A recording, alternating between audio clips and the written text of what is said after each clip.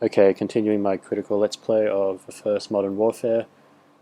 We're getting close to the end of the first game now.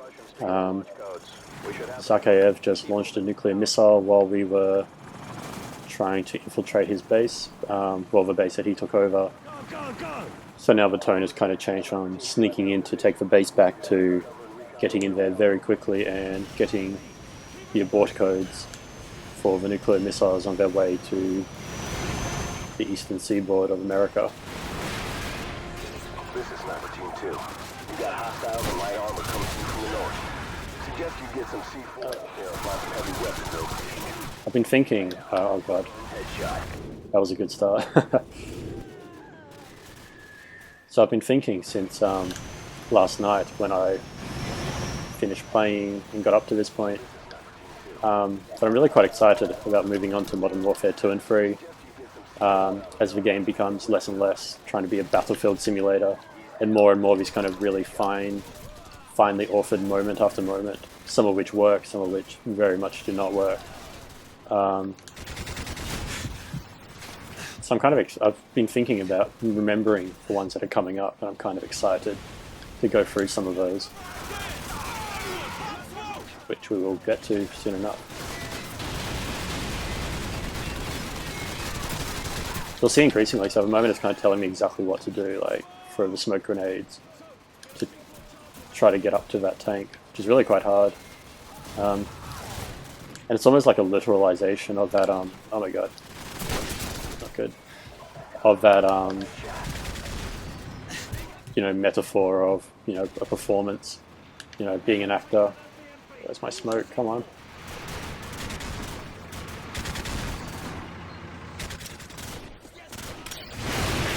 You know, the screen's actually quite literally just saying, do this thing. So it's almost like that idea of a player following a script is almost very kind of bluntly literalized there, as opposed to being, you know, more organically told by characters and stuff. You know, far more crass.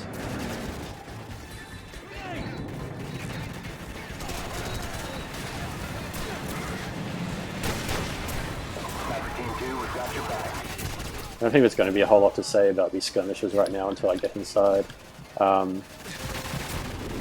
There's really not much different about them than all the other skirmishes we've already done. The only real difference is that kind of knowledge of you have as a player that, you know, a nuclear missile just got launched.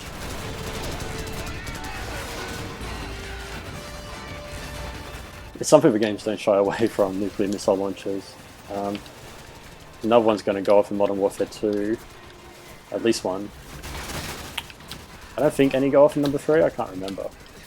But, you know, it's not the kind of ultimate thing that happens in these games as you would expect. It's not the ultimate paranoid fear.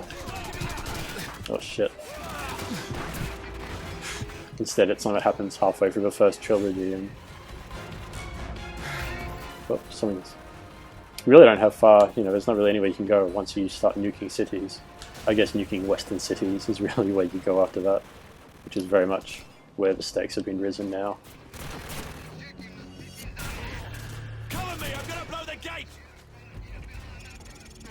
So here, as soon as I started getting close to the gate, Captain Abbott, Corporal Abbott, you know, came up to blow it, so it was very much one of those.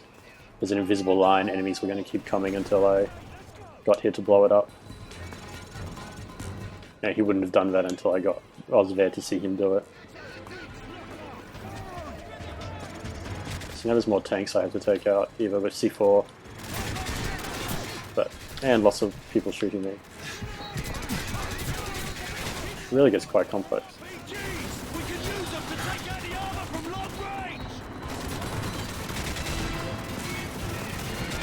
Seems like a bad idea. But you also have the option of grabbing RPGs here. A little bit of freedom, choosing how you're going to do it.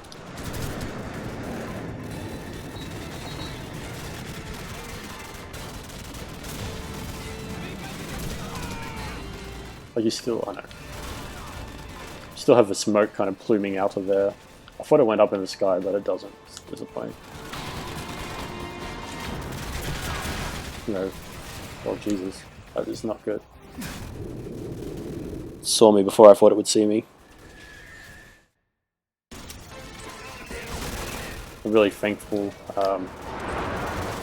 that checkpoints often, which is another thing, you know, Halo kind of introduced to console and design generally, though.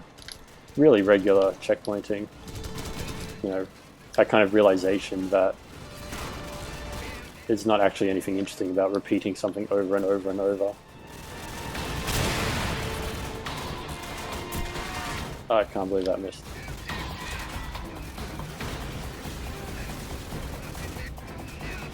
I guess I'm C4ing it. So, you know, so you go back and play older games, there's that idea that, you know, they punish you by forcing you to do it, you know, without failing. You have to do the entire mission or whatever. And it probably wasn't the first, but I'm pretty sure Halo normalized the idea of just constantly checkpointing you. I guess before that, quick saving had become normalized. Oh, why did it? There's the bad side of this, is when it checkpoints after I waste my one rocket. So like after, you know, quick saving, that became normal. Then Halo very much normalized, just, you know, auto saving every 5 seconds almost. Which is so much nicer. Not, you know. Sniper team 2. Target down. It's so much nicer having to not do everything over and over, like having a game recognize, right, every kind of step you take is another little success. Now we can move on to the next one. Sorry this is taking a little while.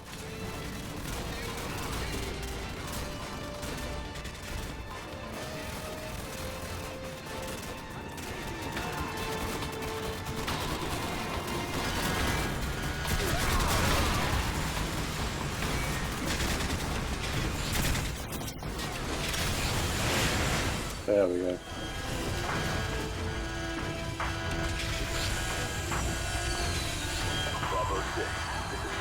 And now while we're running across here, these other nuclear silos are starting to open. So those two are the ones that have launched over there already. And now we have 2 more. Now we're trying to get inside, so with that kind of urgency that 2 nuclear missiles have launched and now 2 more are probably going to launch. It's all quite stressful. I remember being really caught up in it the first time I played. It was probably around this point actually where I realized and was quite surprised at how caught up in this quite ridiculous military America versus Russia story I was. Like I realized I actually felt quite urgent and concerned and stressed about the fact that 2 nuclear missiles had launched and 2 more were about to be launched.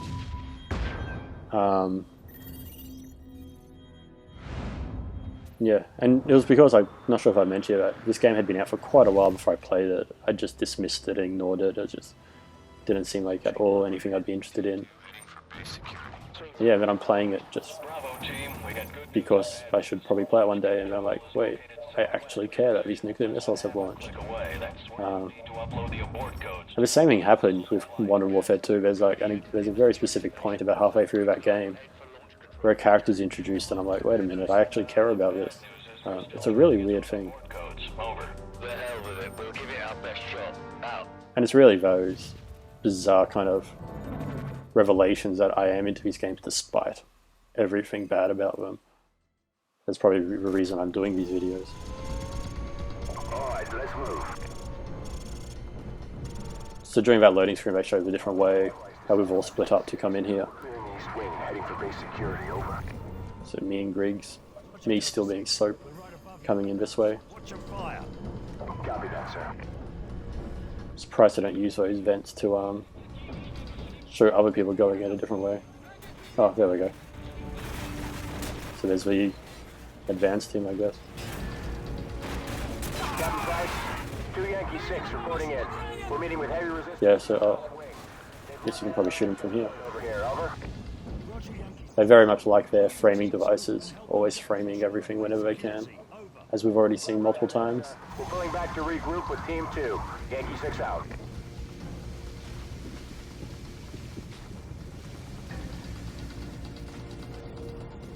So all of his dead bodies, I imagine, is the Russian military that this place was taken over from. They've all been executed in here. Reach the eastern seaboard. Over. Another kind of bit of story. It never really lingers on at all, but you know, it's there for you to know, or at the very least to run past. There's something I really appreciate. Halo's the same, where you know, it's kind of bits of story the game doesn't bother to tell you or even to draw your attention to. But if you go out of your way to look at it, you kind of notice that, oh my god, let me go. You kind of notice that they've actually thought about it. And it's something comforting knowing you're in the hands of someone who's actually thought about what they're doing in any form of storytelling, really. And I get that all the time from Halo as well, as especially since when I was a teenager, I was one of those dorks who read the Halo novels. And then it was kind of cool playing the games and having a character who doesn't get any kind of introduction in the game, but you know something about them, and you know that, you know, the author or the writer of this story knows that thing about them as well and has accounted for it.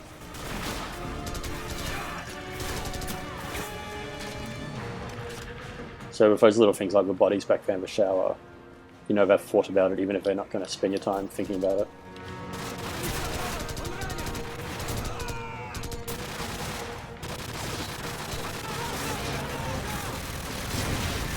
And as you've probably noticed, there's a time until the nuclear bombs hit America. Seems like they travel very fast. I don't know how fast nuclear missiles actually travel. I assume they can go faster than, you know. Oh no! Oh dear. Copy that. So if you shoot, if you shoot too many good guys, it just kind of goes, you know what? Stop being an idiot. How was I to know?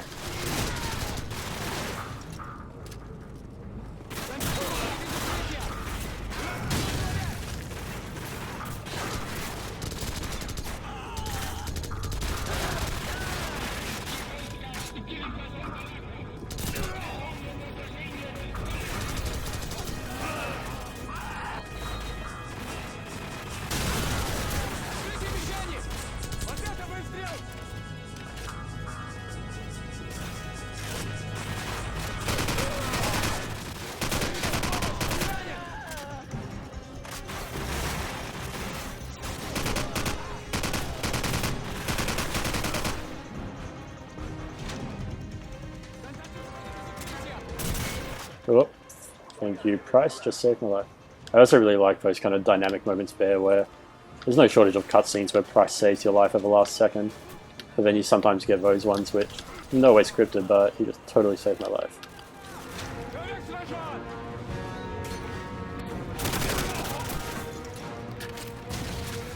Reminding us, Russia, I guess.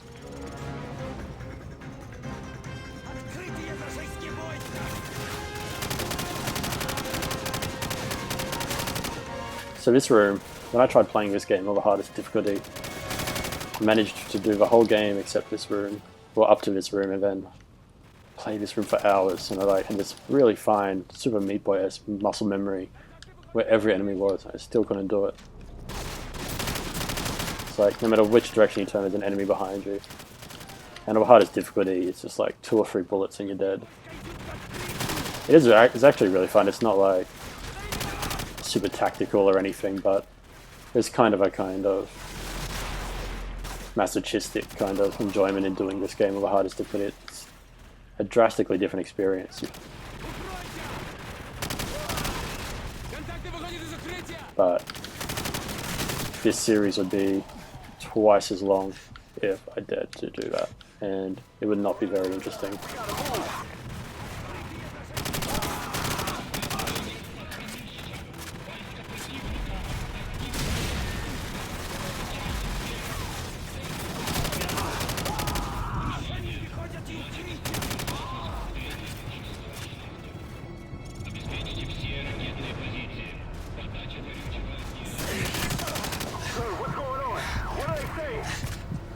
Started a bloody countdown. Zakhaev's gonna launch the remaining missiles. Keep moving. Right, so we're currently in the missile launch pad, launch silos. So there's the missiles that we saw from the roof. And they're about to be launched.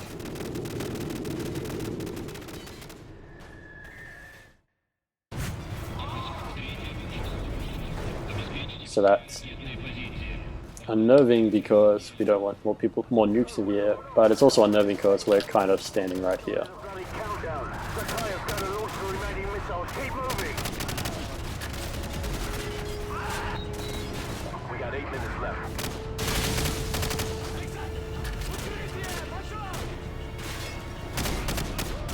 Music slowly picking up as well again. That's the timer counts down as we get closer.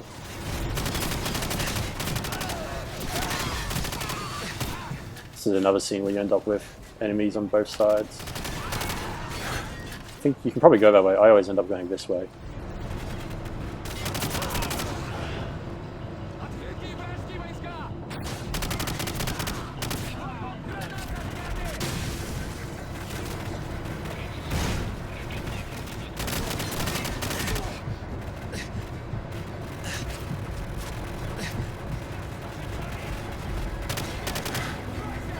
Probably shouldn't be shooting the nuclear warhead. Oh dear. I just kind of held down backwards when that happened. Don't know why they're Soviet silos.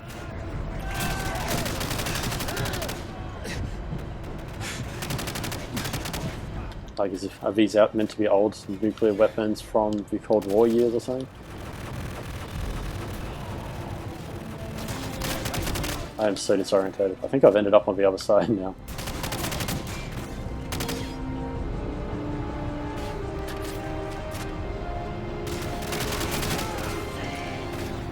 Yeah, throw a grenade and a nuclear bomb. That'll be wise.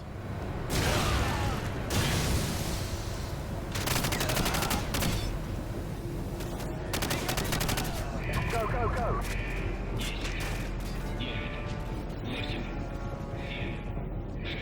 Get out of here. So there's a timer counting down. We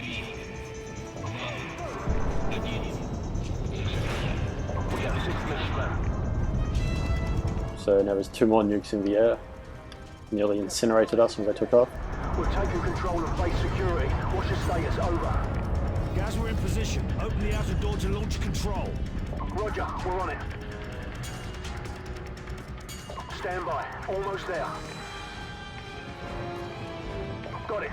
Door's coming online now. There's nothing to do here, we're just kind of stuck here while that timer keeps going down. And Gaz gets the door open.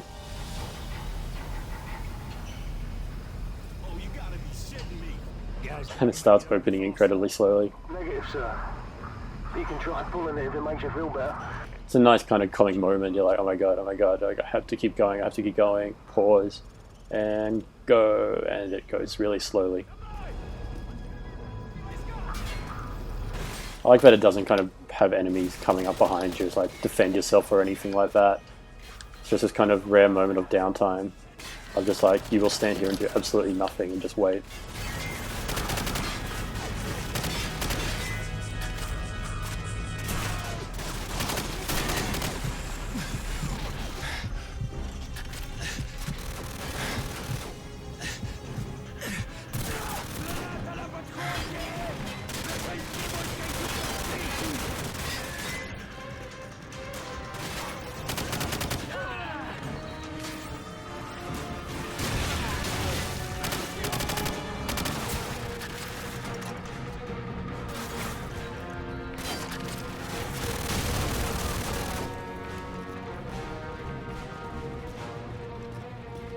Team 3, what's your status? Over. Team 3 in position at the southeast side of the large control room. Standing by. Are you at the far wall? Over.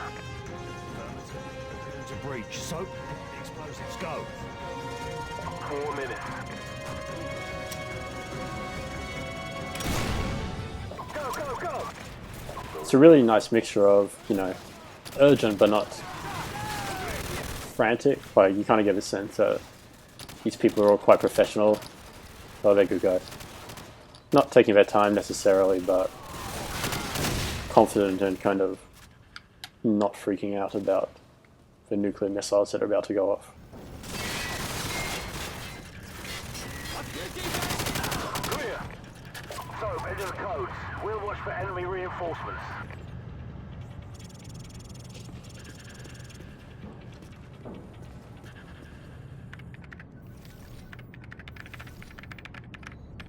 Stand by for confirmation. Stand by. Stand by. Bravo 6, all warheads have been confirmed destroyed in flight. We got a ton of debris, but most of it's landing in the ocean. Sir, take the security feed. It's Zakhaev. He's taking off. Captain Price, this is Gaz at the security station. They came in by trucks. Alright, so we stopped for nukes. Everybody's happy, Coordinates to the vehicle. I guess. Like, we haven't really resolved anything from a broader story, but we stopped for nuclear missiles that were just launched going off, which is a victory.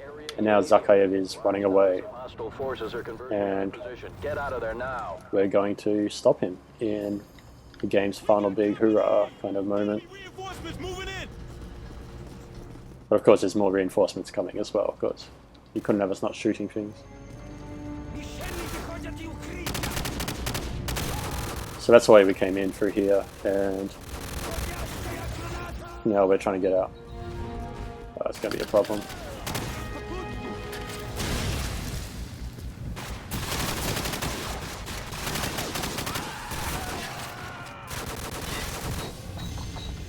Oh god. So maybe in terms of watching, this is probably one of the least interesting levels in the game, I guess. Now that I'm playing it with an audience, I guess. I'm realizing I'm not having much to say about it.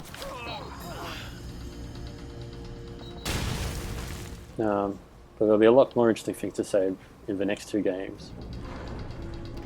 So the level after this, which is probably going to have to be another video, will be super interesting. Fire up here at the vehicle depot. Where the hell? It's like quite an...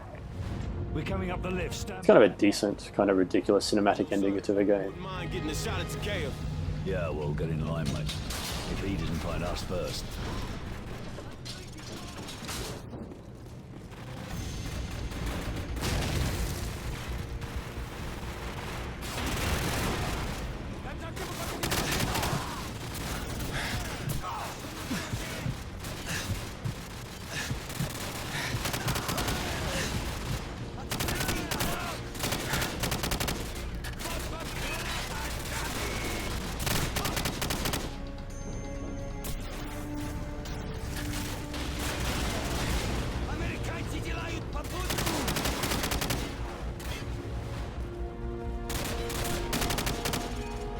Get in the trucks. Let's go.